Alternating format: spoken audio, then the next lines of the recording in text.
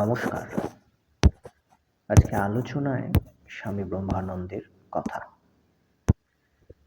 আমরা এই যে সাধন ভজন করি, জপ করি, ধ্যান করি, এটা আমরা কিসের জন্য করি?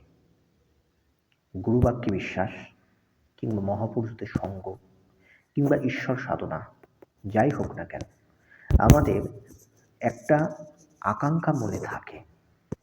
কারণ এই আকাঙ্ক্ষা বা সকাম ছাড়া মানুষ কোনো কিছুই করতে পারে না।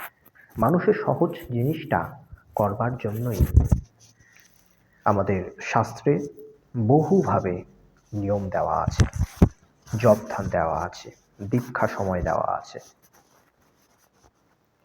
আমরা এই যে জপ ধ্যান করি, এই জপ ধ্যানের মধ্যে আমরা কাকে চাই এটা আগে জানতে হবে। আমরা যে জপ ধ্যান করি, আমরা কাকে চাই? আমরা চাই ইষ্টমুক্তি। আমরা যখন জপ করি তখন জপের সঙ্গে সঙ্গে ইষ্টমুক্তিও আমরা চিন্তা করি। কারণ ইষ্টমুক্তি চিন্তা করলে আমাদের ইষ্টের প্রতি একটা অনুরাগ আসবে। কিন্তু এই অনুরাগ কিভাবে আসবে, কি করলে আসবে এবং কবে হবে এই অনুরাগ?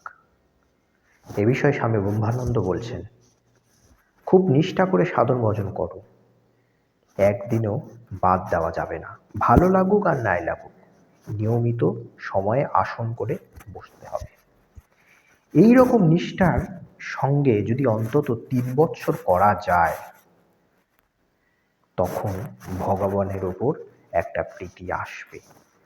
তখন আপনা থেকে ভগবানকে ডাকতে ইচ্ছা যাবে। চেষ্টা করেও মনকে অন্যদিকে নিয়ে যাওয়া যাবে না। মনের অবস্থা এইরূপ যখন হবে, তখন ধ্যান জপ করে বেশি আনন্দ পাওয়া যাবে।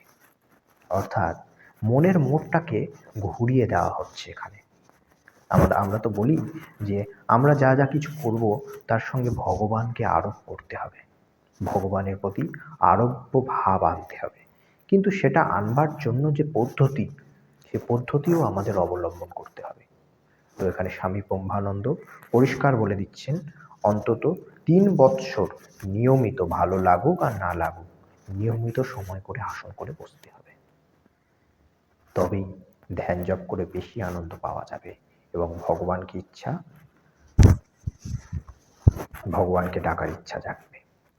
আজকে ভালো আলোচনা, যদি ভালো লেগে থাকে আমাদের পাশে থাকবেন।